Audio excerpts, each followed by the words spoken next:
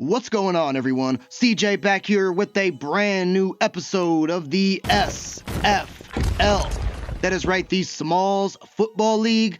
Not going to waste much time here as we got a lot to cover in today's episode. Season number 2 of the SFL has been a huge success, not just for my team that I play with here, the Tuscaloosa Terminators, but also just the SFL and this YouTube channel as a whole. You guys are awesome, tons of engagement, and I am excited to see where this channel/series goes in the future. So we are currently 3-1 on the season, having a good start to the season, and we take on the 1-3 Kissimmee Crocs for the first time in this series. They got 2 subscribers on their team, wide receiver Blake Altenhofen and tight end Dallas Bolton, that was traded over from the Savannah Spirits. So gonna be seeing some new subscribers for the first time in this series. And in today's episode, speaking of subscribers, guys, we have 12 new subscribers joining the channel, putting our grand total at 106. So crossing that century mark, that basically doubles what we had in the Madden 24 SFL series. So yeah, we got 12 new subs joining the series today, one of which being basically a complete overhaul of one of these teams' rosters. And we also have a long-time player on my Tuscaloosa Terminators requesting a trade to another team, if you could believe that. So gotta highlight that, and also gotta get a look at these Kissimmee Crocs and see what they are all about today. So we got a lot to get into. Cue the intro, man.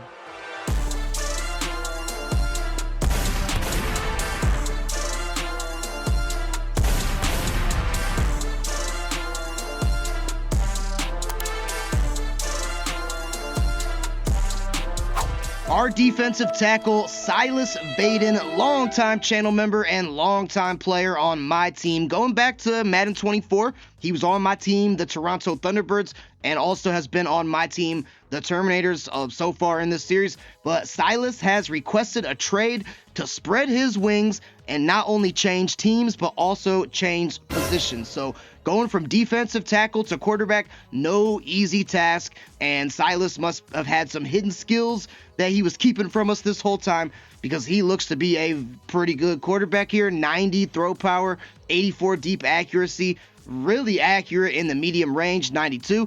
And this is also the first time that I have been able to show you guys the Massachusetts Smithies. Very slick uniforms, as I'm sure most of you know, but if not, I did custom make all 32 of these teams. Go check out the first video in the playlist to check it out. But Silas, you served us well, my friend. Now get out there and beat every team except for ours, of course. Now, we may have lost a defensive tackle, but we did gain a cornerback. So welcome to the Tuscaloosa Terminators, Alex Powers. Shout out at JK down there in the comments, brother of our stud wide receiver Jake Powers, who has been nothing but dominating ever since he came into the league. Another 7-footer, and you guys are savage with these 6'11", 7-foot entries, man. But you know what? I love it. It makes the league that much better. But Alex is going to be playing cornerback alongside the Taylor brothers, Jaden and Amari. So Alex is 7 feet tall, 284 pounds. No, he's not an edge rusher. No, he's not a linebacker. He is a cornerback out of Minnesota, and just a lightning electric speed at 99. Also very good with 98 press, and really just a lockdown man coverage guy. Not the best in zone, but that's not really his game, and we'll probably play him in the slot. We'll probably play him on the boundary. Just tons of options now with he and our 2 other subscribers, the Taylor brothers, playing cornerback. So welcome to the league, Alex Powers. Get out there and get this team some freaking INTs, please. And as always, guys, if you would like to join the SFL as a creative player, check the pinned comment down below. It's got all the information I would need to add you to the league. And also check out our official SFL Discord. I keep track of stats, standings, general chat, and it's a place where all of our subscriber players can kind of come together and BS and talk crap and, you know, do what football junkies do, right? So 2 new subscribers here on the Boulder Rockies, the 4-0 Boulder Rockies, might I add. So joining quarterback Lucas Thomas and also wide receiver Austin Lucas, we have halfback AJ Hance. Very cool story here. We got 2 subscribers joining, twin brothers separated at birth. and joining forces on the same team in the SFL. How cool of a storyline is that? So shout out at AJ Hans down there in the comments. But the first up here is the new halfback, AJ Hans, and he has the Darren Sproles build, 5'5", 195. That's pretty much like me in the NFL or the SFL, right? So AJ is going to be like Darren Sproles out of McNeese State, and also the elusive back. Well, I guess Darren Sproles isn't out of McNeese State. What I meant to say was elusive like Darren Sproles, but 94 speed, very Sproles-esque, 94 agility, and also 91 juke move and 93 change of direction. Not a powerhouse, so he's not going to be out there trucking guys and stiff-arming guys, but he will break your ankles, that's for sure. And welcome to the league and to the Rockies, AJ Hans. And second of the twin bros here, we got middle linebacker AJ Hall. So AJ will be playing that Mike linebacker position and gave him the kind of hybrid Ray Lewis / Calais Adams build, 6'2" out of LSU, and just like Ray, he can deliver the bone-crushing hits, no pun intended, but he has 92 tackle and 90 hit power, so he is going to make opposing running backs and wide receivers feel it in the morning for sure. And also, just like Clay Matthews, longtime Green Bay Packer, my favorite team, as you guys know, they just lost in the playoffs to the freaking, who did they lose to, man? They lost to the Eagles. Terrible game. But anyways, I digress. Also has 88 pursuit, just like Clay Matthews. So AJ Hall and AJ Hans joining a very good Rockies team. Welcome to the league, gents. Got a basically complete overhaul here of the Las Vegas Jacks. So Drew Vincent, my friend, you are getting some reinforcements. Fuck yeah! And I know I said, 2 subscriber entries max per subscriber, and that is true. However, this entry here by our channel member, Mr. Blake Miser, that was prior to me making that rule. So it's kind of grandfathered in. I'm finally just now getting around to making these entries. So, but this is awesome. The Jacks have not been good either season. I know my man Drew Vincent's been having a pretty tough year, but they didn't really have too much to work with. Well, guess what? Now they do. So we got halfback first up here, Caleb Smallz. And let me just tell you, you need the whole team to bring down this freight train X Factor, 6'6" out of Benedictine College. And he is definitely a bruiser, but also has the speed. And get a look at those Las Vegas Jacks uniforms. They are very, very fresh. And also another halfback. So 2 halfbacks coming to the same team in the same episode. We got Miss, that's right, the 3rd woman now in the SFL. Very, very cool. Miss Harley Kays, and she is 6'9" out of Oklahoma. Very elusive, and also in addition to playing halfback, gonna serve as the slot wide receiver on this team as well. So definitely some instant help in the backfield for sure. Tyreek Hill's already here, and now we got superstar X Factor Damon Cody. And if you're wondering how can you get your player to X Factor, well, you could progress naturally. We have had some subs progress up to superstar, but check out my channel memberships, guys. It's on the channel here, the description on the main page. Only a couple bucks a month. You get to support me, which is tremendously helpful, and you get a bunch of cool perks, one of which being superstar and or superstar X Factor to your player. But Damon Cody here says slot, but he's not. He's definitely going to be wide receiver number 2 behind Tyreek, maybe even number 1, but he is a route running specialist, a route running technician, just good anywhere on the field, and also very, very hard to bring him down to with the 92 break tackle. And of course, he is a wrecking ball X Factor and also a pass catcher, not a wide receiver, but a new tight end. We got Mike LaMadrid, and he is 7 foot, another 7 foot guy. Like I said, you guys are savages, man, but I love it. I love it. I love it. I love it. But Mike here is strong, fast. He'll run over opposing players on the defense. Also a former strongman competitor, and you can see that on full display as he's got 90 break tackle and also 89 speed, so fast, and can catch the rock with the 88 catching. Up next, we got Jessica Miser, so another female. We got like 4 females in the SFL, man. I'm telling you, no one's doing what we're doing here on YouTube. So go ahead and subscribe and get your player in the league. But Jessica here at the defensive end position, look, she's known for her big hits as a power rusher, but also can use the quickness to get to the quarterback as well. So 86 power moves, but 85 speed. And she is going to be causing some havoc in the backfield to go alongside their right end, which is Cameron Jordan. So that is a ferocious defensive line. Oh, and guess what? It just got even more ferocious with new defensive tackle Herbie McMath III. And this guy is a one-man wrecking crew.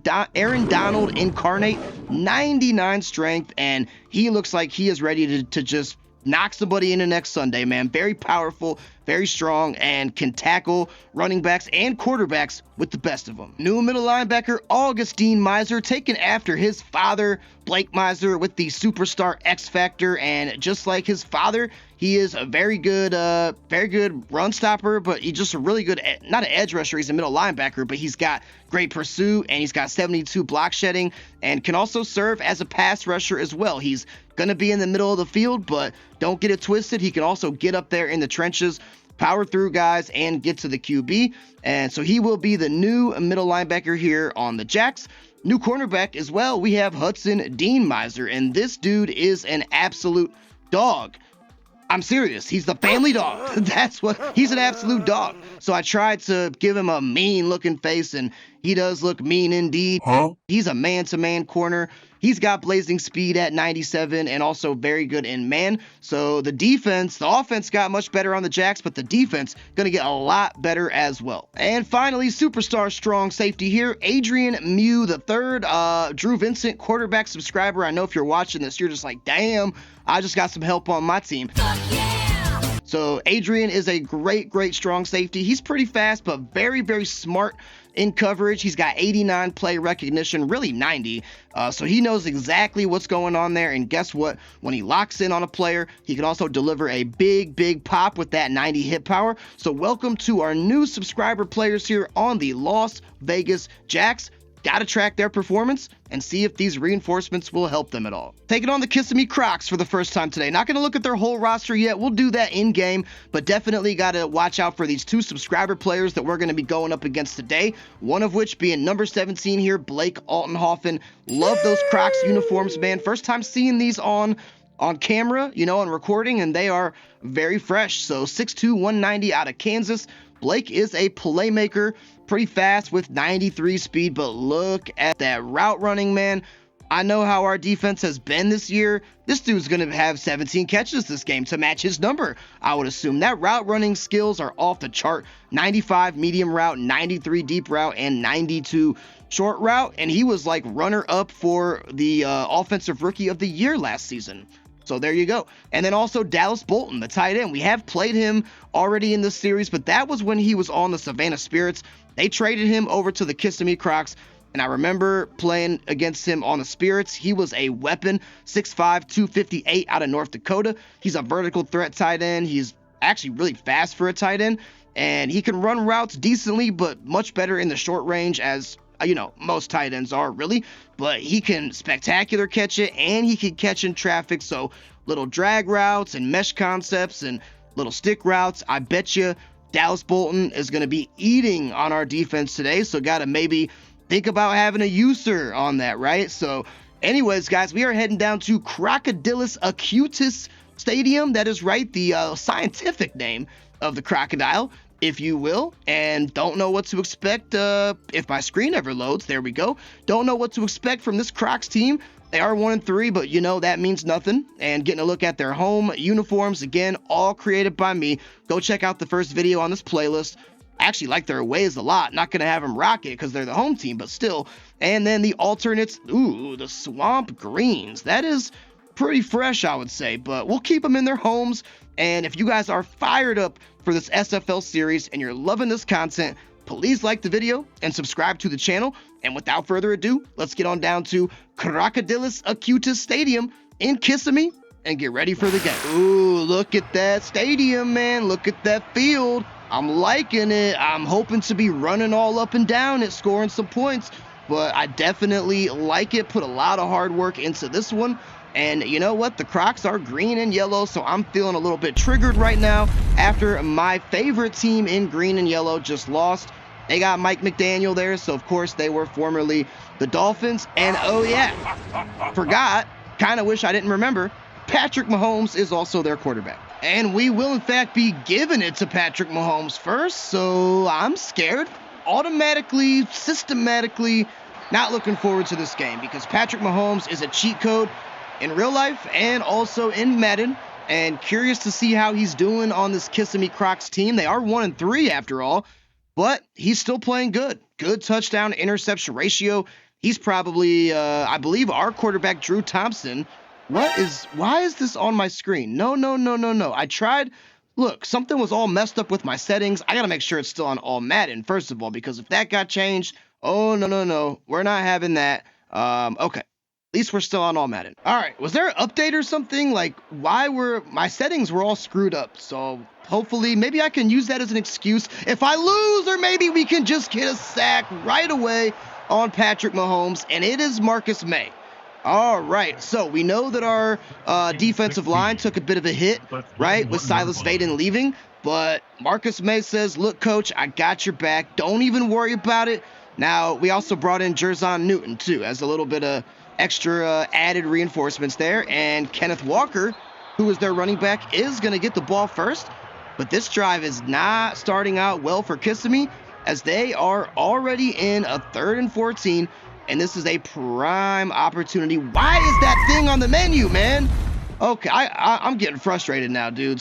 All my settings like reverted or reset. I don't know, but I don't like it, and that is going to be an illegal touching by me.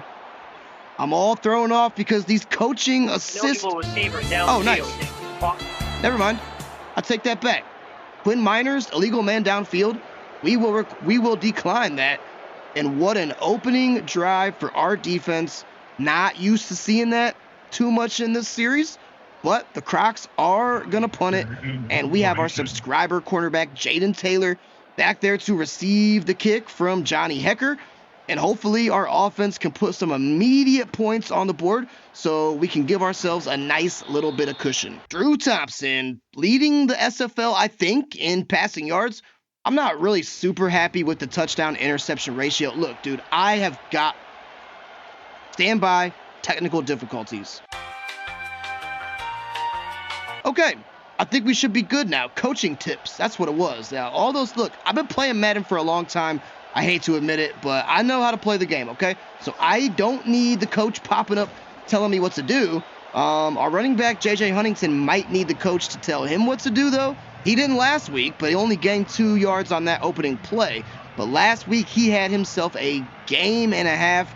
That's for sure. And remember, my man's is the reigning offensive player of the year. So we want him to continue that momentum and carry that. So why did I come out in a curl route? I'm not usually very fond of those, but maybe this turns into something. Let's see if we can get Jake Powers. No. See if we can get Jake Powers in single coverage on that curl. That would be desirable. Or we'll just give it to Ty Huntington on the drag. So, hey, that was not my favorite play call, but due to the offensive genius of your boy, yeah, I know, right? Able to turn it into something positive. Okay, so after a weird start to this game, we actually find ourselves in a rather desirable situation, and that's a much better run there for Huntington as well, as he is able to pick up 6 on this one. Want to try to lean on the running game as much as possible because, as I showed you guys, I have thrown a fair share of interceptions that I'm not necessarily happy with. Can I not motion receivers right now? Like, dude, this game is throwing me off so bad. I have no idea what's going on. It's not allowing me to motion people. It doesn't look like anyways. But whatever, dude. We're out here trying to win some football games. Did I maybe turn that setting off? I don't know. But if it doesn't let me motion over Scooby, which it's not looking like...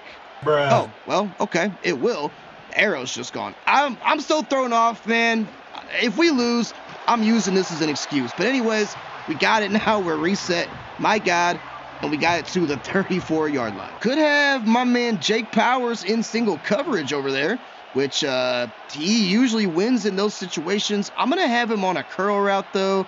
And God, I shouldn't have thrown that. Thank God that that was not an interception, rather just a bat down by Quay Walker. And let's actually, on 3rd and 9 here, take a quick look at the defense and see what the Crocs have going on defensively. Got Sam Hubbard at left end. He's good, not as good as he once was. They got Agbania Okoronkwo at the right end, so nothing really too crazy there. Devon Hamilton and Rashard Lawrence. So we should, their defensive line's not really that good, so we should have time to throw. Bryce Huff, though, is a pretty good linebacker. I thought that I was going to say Logan Paul. Lawrence Paul and Jordan Brooks are the middle linebackers, okay. Quay Walker, who's really a middle linebacker, is the right in this one. Deron Bland, Paulson Adebo, very good corners, though. So the picks, yeah, Cameron Bynum, also pretty good. And Amani Hooker. So I would say their front, not very good, but their secondary, much better. So will we be throwing INTs in this one? I sure hope not, but it's most definitely a possibility. Jake Powers might be getting doubled over there, possibly. I'm going to have JJ Huntington block for us, and maybe someone gets open on one. That's a pick. So will we be throwing INTs in this one? I sure hope not, but it's most definitely a possibility. Yup, it sure is. Oh, man, dude, I'm not locked in with Drew Thompson. That was Amani Hooker. I thought that I was going to be able to place that on the out route, but unfortunately, not to be. And the interceptions continue piling up for Drew Thompson. I guess if the losses, as long as the losses don't continue to pile up, then I'm happy. But yeah, just not having the best start to his season in terms of the turnovers. And we do give it right back to Mahomes and the Crocs. There's Kenneth Walker getting tackled by our subscriber safety, John Kraft and Brandon Moore. And Walker is able to pick up 4. Offense, we know they got Patrick Mahomes and Kenneth Walker and also Zeke too. Okay, so a lot of skill position players here. We already talked about the wide receiver, Blake Altenhofen, but also they got Garrett Wilson and tight end Dallas Bolton, and they got Chika Okonkwo as the other tight end. So I mean, they got some weapons, they got some talent here. Offensive line, though, doesn't look really that good aside from maybe Quinn Miners. I guess Darnell Wright's okay as well. Still got to see him develop a little bit more, but should be able to get some pressure on Mahomes. But the key word is should. We already got 1 sack with Marcus May, so there is that. And now it is 2nd and 4. Mahomes is coming out shotgun, and he is sending Kenneth Walker in motion. I don't have my user up on him too well, and instead, that is going to be a nice check down there to Garrett Wilson for a nice first down. Crocs going single back here. Let's send the boys on some pressure. See if we can get some bodies back there in the backfield, even if it is a Kenneth Walker run. It's not, but it's going to be a sack on Mahomes. And that was who? Was that Marcus May again? Surely it wasn't. Check and see. It was Amari Taylor. That's right. He used to be number 11. I'm so thrown off by that. He's now number 34. And I also saw Austin Kringle back there as well. So there may be a half a sack credited to each one of those. But how about a sack from our cornerback, Amari Taylor, who is not number 11. He was last year. And so far, the pressure is, in fact, getting back there pretty strong. And we'll have Aiden Leslie try to get some more. Not going to happen, but Roquan Smith is there to tackle Garrett Wilson. And now it is a 3rd and a very, very long. Come on, guys. Guest pass here will also shade over top just for health and safety purposes. And hopefully that's enough. Just got to guard the sticks here, and not going to matter because the check down was there to Dallas Bolton, but it is the other Taylor brother, Jaden Taylor. And I don't know why Mahomes is so happy, pumping his fist or whatever that was, showing us he got a new wrist tattoo or something. I don't know. But the offense for the Crocs so far is stagnant. Our offense looked pretty good prior to me throwing a pick. So this is our chance to really get out there and get after it. Have one more play here. Maybe it's Powers on the curl, or maybe it is just Scooby McBoomski wide open in the middle. See if Scooby can stiff arm somebody. Not going to stiff arm somebody, but my man is going to flex on the haters because he's like, look, I may or may not just be Drew Thompson's new favorite target. We know Njoku he was a tight end. Scooby McBoomski, a subscriber, stepping in to fill his shoes. And if he has any sort of production like the Chief David Njoku has, his future here in Tuscaloosa is going to be bright. See if we can get the outside run going. Inside run not really working too well. So maybe JJ can kick it outside. Gonna definitely need some blocks. And yeah, not happening. What did I say about the defensive line? It didn't seem to be pretty good. I mean, if nothing else, they're definitely stopping the run here early on. That much is for sure. But we are in field goal range, maybe, question mark. Don't know if we're in my field goal range or not, but we are definitely in some sort of field goal range. So got to make sure above all else that we're smart with the ball. And on 2nd and 9 here, let's just see who gets open. I see Ty Huntington turning upfield, but he did get stonewalled, was not able to push forward. We got ourselves a big 3rd and short coming up. Gonna trust JJ Huntington here on this 3rd and 3 out of the shotgun inside zone. Just need a few yards, JJ, and can someone, for the love of God, hold a block on Rashard Lawrence? Like, it is not that hard. It's not that hard. And 4th and 2?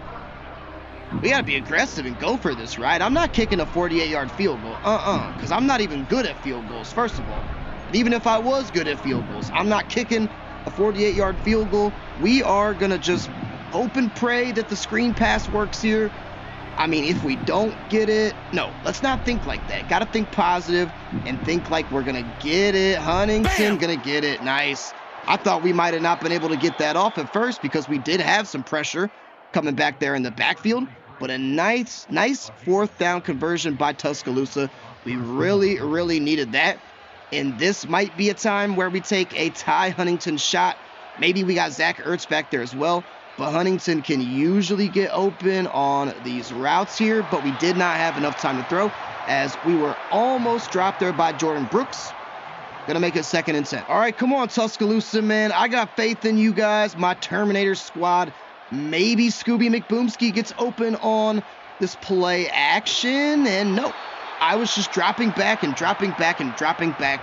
Never even looking at the pass rush there from Sam Hubbard. Now we are pretty much back to where we were when I said it's not field goal range. Gonna try this PA cross one more time here. Huntington can usually eat on this play. So, ooh, yeah, baby, he's kind of open there, but did not try to touch past that, man. Oh my God, dude. That was not a touch pass, or at least I didn't intend it to be. I was trying to bullet pass it. Cam Bynum gonna pick it off, and now that puts Drew Thompson at like 9 interceptions on the season. Like, I was right there. I was trying to bullet pass it. And I sure didn't. Oh boy, I sure didn't. And that's now 2 interceptions by Drew. And we're wasting these opportunities that the Crocs are giving us because they're not really playing great offense. That's going to be a check down there to Dallas Bolton for 6. But we cannot keep relying on our defense to bail us out in this one. Let's send heat. We got a lot of people blitzing here. Roquan Smith, Brandon Moore, TJ Edwards. Hoping somebody can get back here and get to Mahomes. That would be lovely. No, it's going to be Blake Altenhofen, number 17. I knew it was only a matter of time before this subscriber wide receiver made a big play. Made a big play, he did. Almost halftime and no score yet. That does not happen too often, but it is happening right now. And the way this Crocs drive is going here, you got to figure they're going to change that trend. And I am so upset with myself for throwing 2 early interceptions. I really wasn't throwing them too much last season. Not like I am this season. But, yeah, I don't know. Drew Thompson just having kind of a sophomore slump here, if you will. And just hoping that he can get out of that. And there's another catch there by Blake Altenhofen. This time, Jaden Taylor making the tackle. Dangerous territory here. I need, new subscriber Alex Powers here to play some man coverage on Garrett Wilson. It's going to be Kenneth Walker. Roquan Smith there to meet him. And let's at least hold him to a field goal. Brandon Moore getting in Kenneth Walker's face. I like the intensity. I do. But let's convert that into stops. Convert that intensity into stops. And I think that now's a great time to throw pressure at Mahomes. This may be a Kenneth Walker handoff. And if it is, so be it. But I just need some bodies back there in the backfield. It is, Roquan Smith got very close. TJ Edwards with a wonderful open field tackle. My God, Garrett Wilson had a chance. Or Kenneth Walker, I'm sorry, had a chance. But that was a wonderful tackle there by TJ Edwards. Not a subscriber on this team, I don't think. TJ, if you're watching, drop me a like, give me a sub, help a guy out. But bend but don't break. Our defense is continuing to bail us out in this one, which usually seems like it's the other way around at times. Defense playing great, but can we finally put together a complete game where both sides of the ball play up to par? Now, we do get the ball as well after halftime, so this is really a chance for us to double dip here. I mean, we could score and, not allow the Crocs to possess the ball and then score again. So I would love to take advantage of this, please. It would be much easier to take advantage of it if we had some semblance of a running game. And so far, man, this rushing attack by us has just been really hit or miss. Sometimes it's there, sometimes it's not. Unfortunately, in this one, it is not. But I'll tell you what is here is a Jake Powers press. Now, man, do we need this. Not saying I'm going to go there. Maybe I go to Scooby, the tight end. But could be Powers. Actually, neither. We'll just go to Huntington. Thank you, Ty Huntington, and he's still going. Man, I feel like one game it's Ty, one game it's Powers. They kind of go back and forth. Ty Huntington making a huge catch, getting us all the way down to Crocs territory as we do hit the 2-minute warning. Powers again getting pressed too. I'm taking note. I'm fine with the drag routes, but I am most definitely taking notes. There's Scooby. Stay in bounds, Scooby. Don't want you to go out. I think he did stay in bounds. I want this clock to kind of roll down a little bit and tick down. Screen pass seems like a great idea here. Coach did call it as well. And as long as we got a little protection, which we do, gonna have to start calling these timeouts now. Yeah, we'll call one. I mean, technically, if I was fast and could run hurry up offense, I wouldn't need to, but that's not really my game. Because if the Crocs do get the ball back, even if there's 30 seconds, guess what? They're gonna score. Like, I don't know that for sure, but I know that for sure because teams always do that to me. So yeah, don't want to let them get the ball back. And could have Ertz here, could have Scooby, or yeah, it is Scooby. Catch that. Scooby! You dropped the open catch, brother. How about Powers on an out? I do like Huntington on this corner route, but I feel like they're baiting me, question mark, or maybe not. Can Drew fit it in there? Yes! Perfectly placed ball. That, for me, made up for those interceptions because we had to pass lead that thing down and put it only in a spot where Ty Huntington could get it. Ty is having a great year. Of course, our subscriber receiver, part of the Huntington trio that we have on this team. Ty at wide receiver, JJ at running back, and TJ at linebacker. And after all that tomfoolery, you know what? Let me stop because I do miss me some kicks. After all that tomfoolery, we do have the lead. However, 30 seconds is a world of time for opposing teams. Really want to stop the Crocs here and have a chance to double dip. There you get a look at Blake Altenhoffen's season. I'll probably show the full stats of the subscribers next episode. I do that every few episodes, but this one we had too much to talk about in the intro, and they're going to be aggressive. Mahomes is coming out empty. And I've seen this before. It's a John Kraft interception. I've not seen that before because John Kraft just joined this team. And John Kraft, one of our newer, second newest, I believe, aside from Alex Powers, one of our newest defenders, intercepts Patrick Mahomes. And that one was gift wrapped. He was going to Kenneth Walker out of the wheel route, it looked like. And John Kraft was right there to intercept that ball. I did show you guys, because there was a lot of confusion here pre-game, I did show you guys it is still on all Madden. It is still on all Madden. And that was, I'll tell you what, man, regardless of how this game finishes, because there is still, a couple quarters left, regardless of how this game finishes, this is our defense's coming out party. Like, they have come to play in this one. And, Jake Powers, though, up the seam? Is that a thing? I got Scooby as a safety blanket. No, we're just... that's dangerous.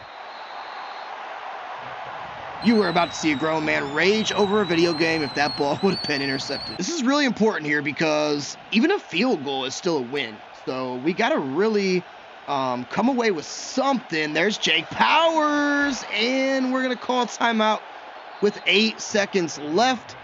We're going to have one more shot at the end zone. And that's, well, 8 seconds is plenty of time. But if we don't get this, we got to kick the field goal 100%, because even a 10-3 lead, especially with us getting the ball back, like, that is absolutely huge. But I would just love it if we could pick this up. So probably looking at Boyd or McBoomski. We're going to look at McBoomski, and he's in! Scooby for the touchdown, making up for that drop earlier. And wow, what a turn of events. This game was looking pretty dark at the beginning stages, but we have responded. And also, Drew Thompson has now evened his touchdown interception ledger at 2-2. Got some subscribers making some great plays in this one, and I am happy as a pig, and you know what. 14-3 going into the locker room, and a big, massive kudos to our defense, because I'm just going to say it. I'm sure that everybody knows. We've been getting torched pretty much all year, allowing a ton of points, and we are holding a Patrick Mahomes-led Crocs team to 3. That is not easy to do. Second quarter, this is a huge divisional game for us, as both these teams are in our division. Right now at halftime, the Flyers are leading the Spirits, which I never thought I would say that sentence in the same breath, but there you go.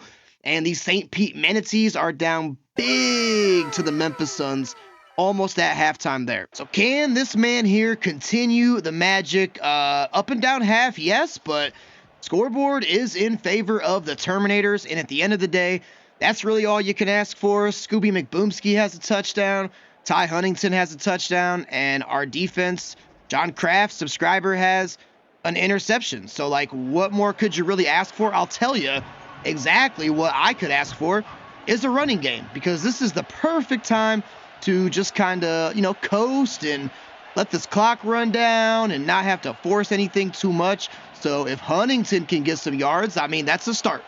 That is a start. He's at 9 for 20, so still not the best yards per carry average, but it's a start, okay? And on 2nd and 5, hey, let's go back to him. Why not?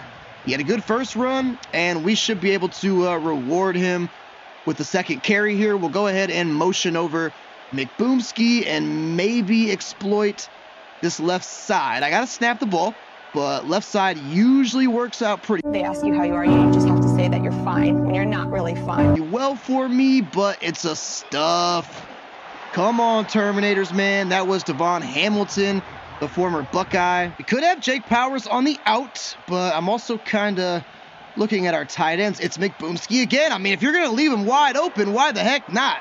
He's at 5 for 57, and that was, of course, that tight end angle play that I love so much. And before you say anything, yes, in fact, the coach did call it. So don't worry. I do call my own plays sometimes, but I try to limit it as much as possible. Now, 1st and 10, we are almost at midfield.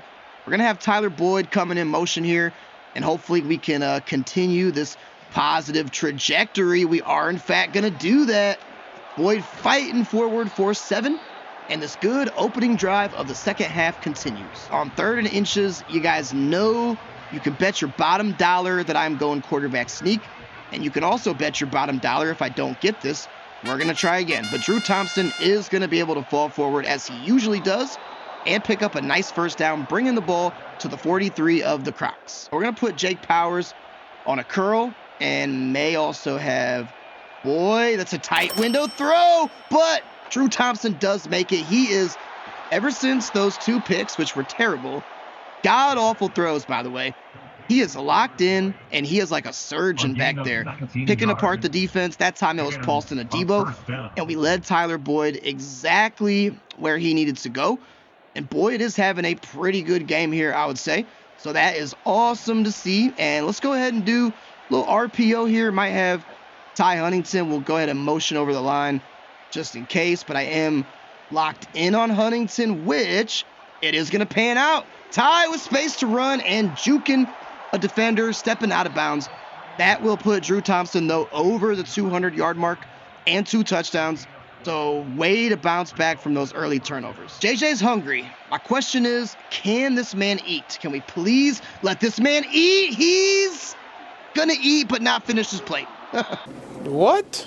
That was some analogy right there. Getting it all the way down to the 2-yard line. And look, this coach knows me all too well.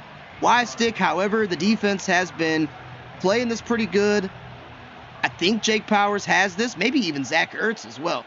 We'll probably look for Jake. Back corner of the end zone. That was risky. It was a great play by Quay Walker.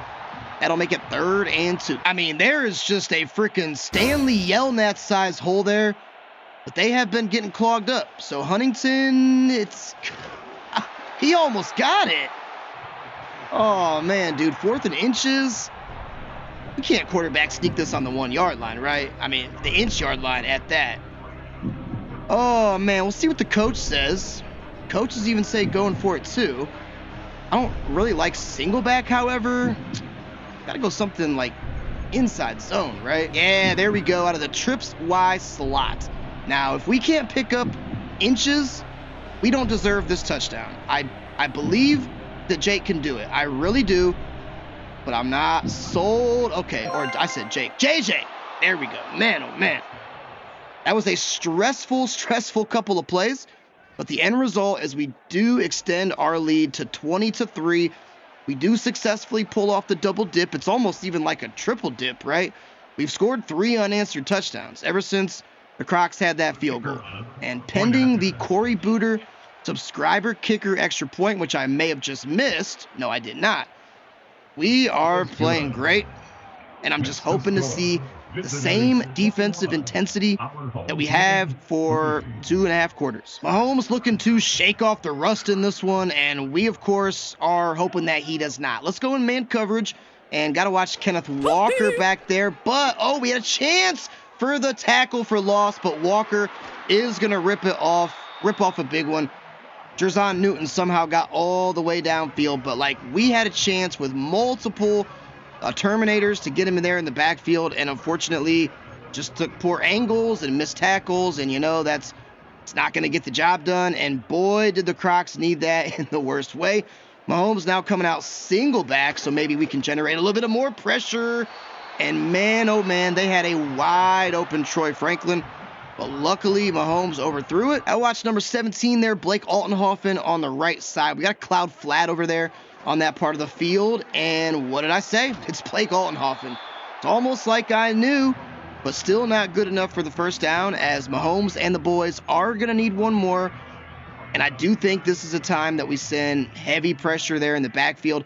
I almost want to guess run up the middle, but I'm not going to do it. Oh, come on, get to Mahomes. Please, we are going to get to Mahomes.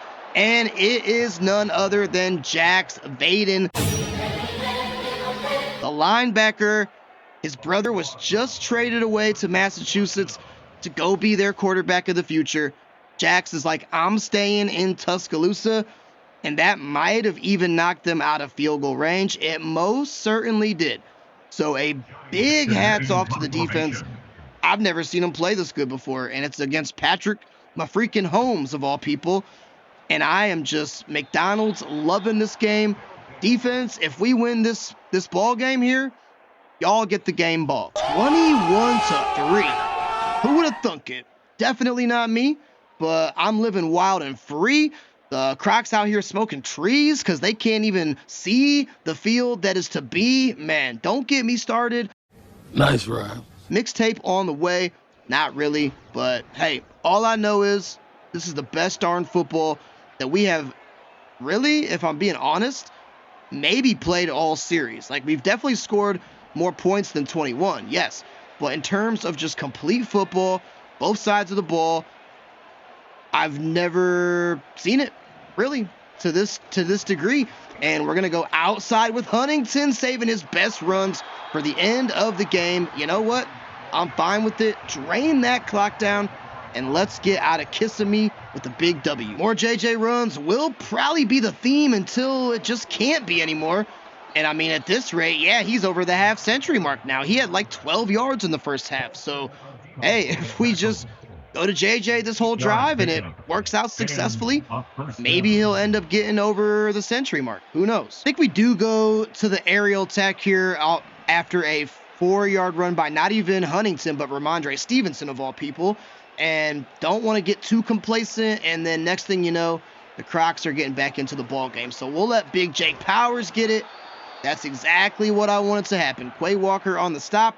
But we get a fresh set of downs. And now back to reigning offensive player of the year, J.J. Huntington. Not going to get his century mark probably now unless something crazy happened. But you know what? We can run those numbers up, and most importantly, run Father Time out of the building, who really is our biggest enemy as of right now, not even the Kissimmee Crocs. But what do you know? It's Ramondre Stevenson again, poaching the yardage from our subscriber, J.J. Huntington. Crocs do got us in third down, albeit third and short. And a J.J. screen, I definitely feel good about this. So let's just convert this and get out of Kissimmee with the victory. Question mark. 4th and 1, though. I mean, surely we don't kick this 47-yarder. No, come on now. This is our chance to just put our stamp on this thing, man. Put our stamp on this thing. We only need 1 yard, but it's 1 yard, though. I gotta go inside zone, guns, trip, tight end, flex. This one should work here. All we need is a yard, maybe even a little bit less. So come on, JJ, put your head down and get it, brother. There we go. That should just about do it here in Kissimmee. I mean, the Crocs will get the ball back, but not really with too much time, if at all. And we'll just keep riding the JJ train for as long as we can. We have taken it all the way to the 2-minute warning, though, so this game is, yes, about over. However, can I get JJ? That's going to be a holding, too. Really? No holding calls all game, and you wait until the very end. Who's getting fired today? Who's getting the pink slip? Trent Brown, you're safe because you're one of our better offensive lines, but come on, man. Trying to get my man JJ to some more respectable yards, and the best time to do it is in garbage time, and what happens? We get a hold by Trent Brown, but whatever the case may be, it's 2nd and 18, and Ramondre Stevenson's out here again.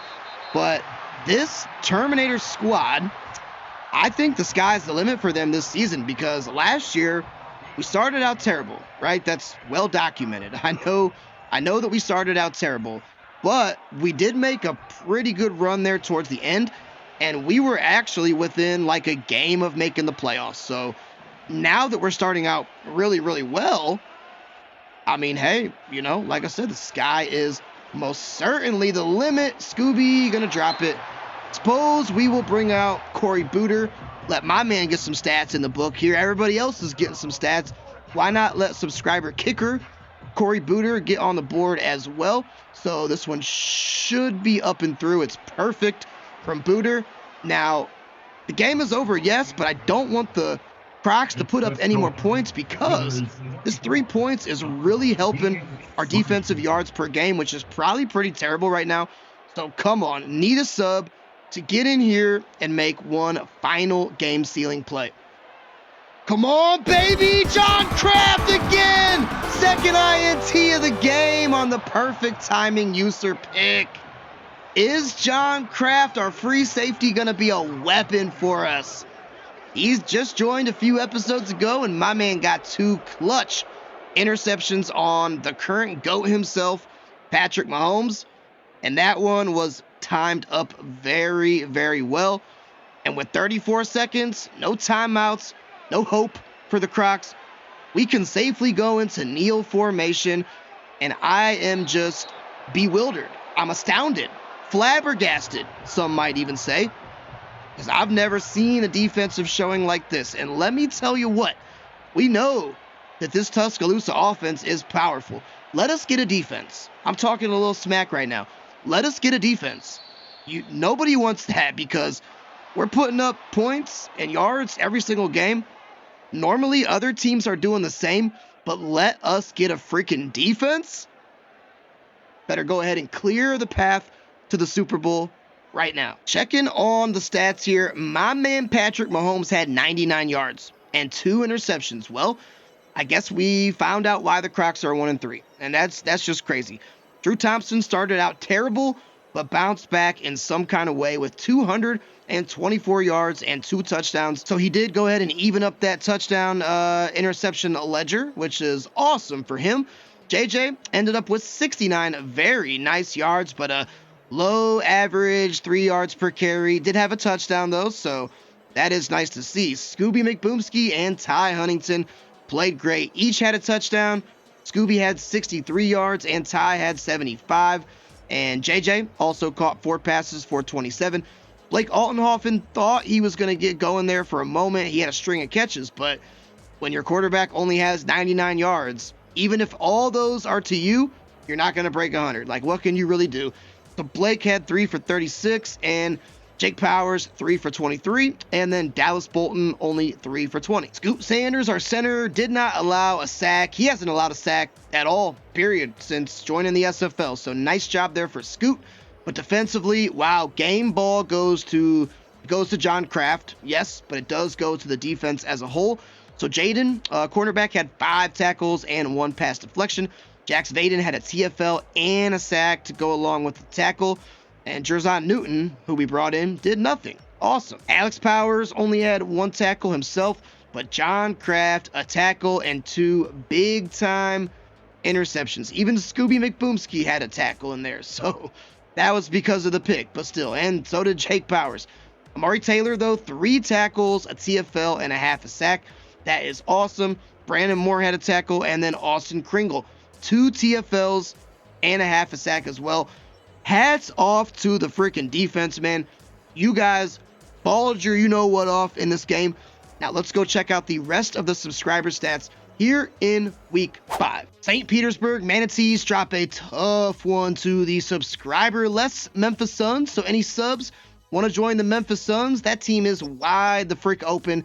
And we'll check on the defensive stats here of our safety, W. Mans.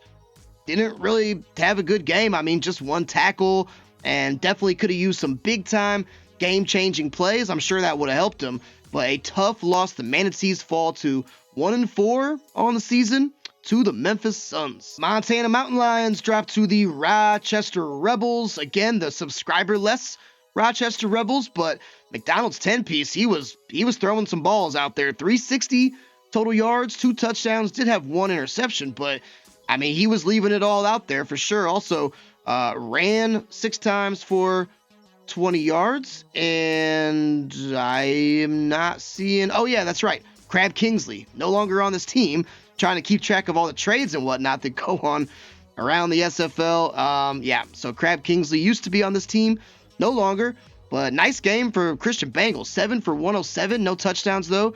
And also Gavin Goat ran 5 times for 56 yards. No touchdowns for him either, but still at least nice to see some, good subscriber stats in there as well. And then subscriber safety King Lay only had 2 tackles. So a tough loss for the Mountain Lions, and they'll be looking to rebound for sure next week. Fort Worth Rough Riders, shout out to you guys, man. They didn't do too good last season, but they are playing really good here in season number 2. Battle of the subscriber QBs. So Gianni Cortese on the Dakota Pronghorns had 240 and 2 touchdowns, and Devin Fry had 180 and 2 touchdowns. Both quarterbacks, no interceptions though, so that's good to see. Caleb King, 13 for 44. He's having kind of a tough year so far. Gianni Cortese ran 3 times for 22. And how about Devin Fry running it 6 times for 21 yards and a touchdown? So really nice work and really nice start for the Fort Worth Rough Riders. Savannah Spirits do come back against the North Carolina Flyers. That one was getting close there for a minute, and our subscriber QB's brother here, Alex Thompson, threw for 270 yards, 2 touchdowns, and a pick. But Caleb Hayes starting to get back to that MVP type of level that he displayed last season. He had 274 yards, 4 touchdowns, but 0 interceptions. And our running back Daniel Banks ran pretty good, 15 for 78 and a good yards per carry average at 5.2. Caleb also ran 6 times for 22, and Alex Thompson actually ran 4 times for 19 yards and a score. And then receiving Elijah Moore, not a subscriber, but wow, what a game from him. 3 touchdowns and over 100 yards. But DeAndre Smith caught 6 passes for 58. It's a pretty good game there. And George Smith caught 3 passes for 35. And then running back Daniel Banks caught 3 for 30. Now defensively, lots of subs here on the Spirits. Trustin Smith Jr., the cornerback, had 4 total tackles. Jackson Prime also had 4 total tackles. Linebacker Cam O'Shea, who's usually a stat sheet stuffer, not so much in this game. Only 3 tackles for him, but you know what? I guess it didn't matter at the end of the day. And D Ford, usually, this is the real D Ford, by the way, if you didn't know that. No sacks. He's usually good for a couple, but did have a That's funny. Two tackles and a pass deflection as well. And Jaden Hayes, linebacker, had 2 tackles, but also a big-time interception from his linebacker position. So nice bounce-back win for the Spirits. We should be playing them very soon, and I imagine that'll be a really good contest. St. Louis Sentinels get a big win over the Grand Rapids Lightning, who were starting to heat up, and a battle of the subscriber QBs. Ashton Saber is victorious. He had 233 yards, 1 touchdown to no picks, and Lucas Spicer played really well at 284, 3 touchdowns and 1 pick, but unfortunately it just was not enough. Saber also ran 7 times for 19, and Spicer ran 3 times for 14. Receiving wise, wow, how did the Lightning lose this game? That's what I want to know. Floyd freaking Butler, if you're watching this, throw something in the comments so I know. 7 catches, a $162, and 3 total touchdowns. My God, I don't know how the Lightning lost this game. Like, they had the stats were definitely there. And Jarek Smith, I don't know why they never really get him involved.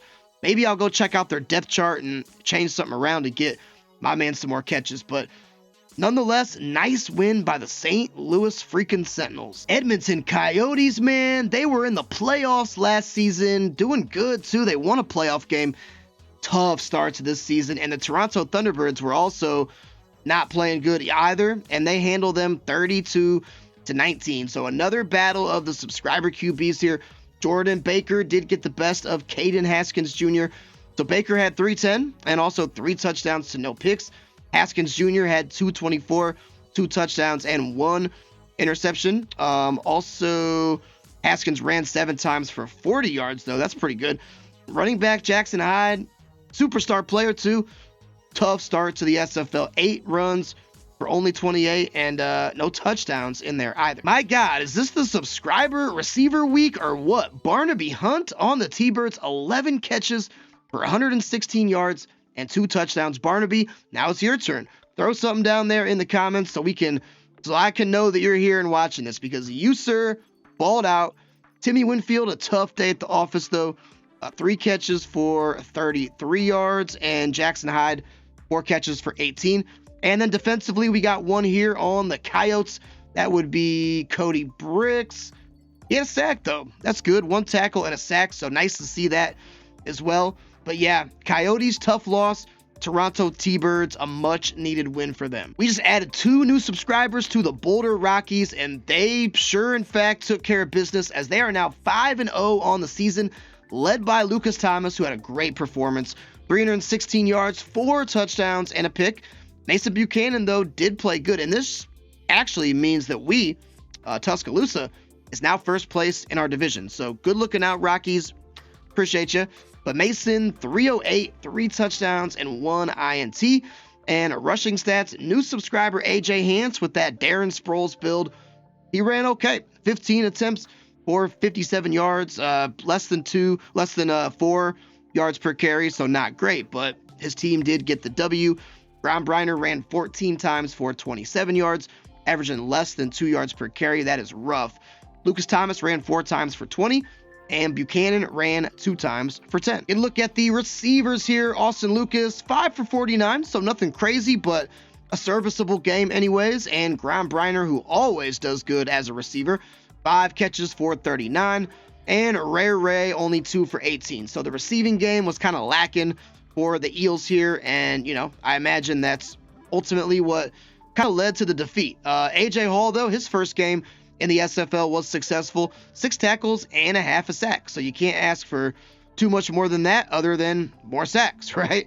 And Dr. Dre Harris, 3 tackles and no sacks or INTs or anything like that. So shout out to the Boulder Rockies. They improve to 5-0, staying undefeated on the season. Portland Destroyers did destroy the Sharks, and we know the Sharks got a ton of subs. Portland Destroyers got a couple, but the Destroyers did take care of business.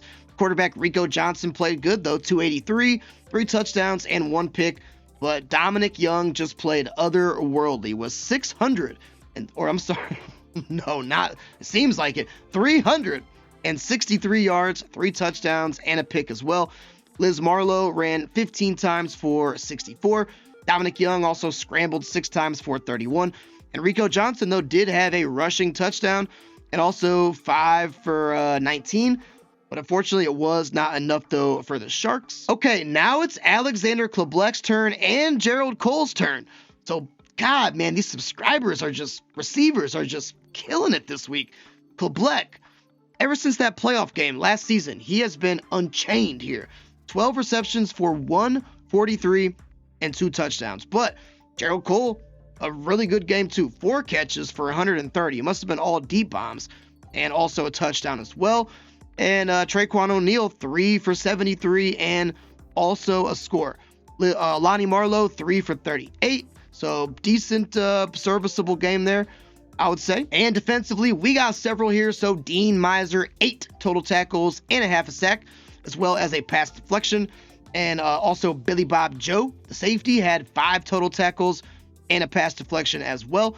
Easton Dwayne Marlowe had 4 tackles and a half a sack, so nice work there from him. Roger Miser had 2 total tackles, and Blake Miser 1 total tackle. So tough loss by the Sharks. They're, I think, maybe 500 right now, but a nice convincing win by the Portland Destroyers. Salem Steelhawks lay a goose egg in this one, and the Akron Summits win a low-scoring 13-0 ball game, and both quarterbacks really struggled. Dragon Zetron on the Summits had 179, no touchdowns and a pick, but Cameron Moore had 114, no touchdowns and a pick, so tough quarterback play from each side.